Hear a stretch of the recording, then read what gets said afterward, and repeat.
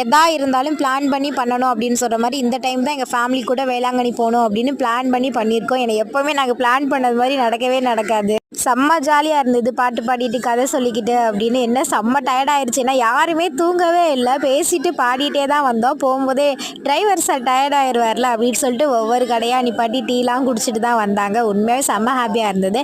இன்றைக்கி எங்கள் ஃபேமிலியில் எங்கள் செல்லக்குட்டி தர்ஷனுக்கு பர்த்டே. இனிய பிறந்தநாள் நல்வாழ்த்துக்கள் என் செல்லக்குட்டி மருமையன். கோயிலுக்கு வரும்போதே ஒரு இடத்துல நிப்பாட்டி ஃபேமிலியோட கேக்கு வெட்டி செலிப்ரேட் பண்ணியாச்சு. என்ன கொஞ்சம் இருட்டாக இருந்த பார்த்து நிப்பாட்டிட்டாங்க, அதான் கொஞ்சம் இருட்டாக இருக்குது. வீடியோ ஃபுல்லாகவே இருட்டாக தான் இருக்குது, கொஞ்சம் அட்ஜஸ்ட் பண்ணிக்கோங்க. ஏன்னா நைட் டைமில் எடுத்ததுனால அப்படி தான் இருக்குது. அங்கே ஊரில் கரெக்டாக ஒரு 10-10:30 கிளம்பணும்னு நினைக்கிறேன். இங்கே காலையில் வரவே 5 மணியே ஆயிடுச்சு. ஏன்னா மெதுவாக தான் வந்தோம் நாங்களே.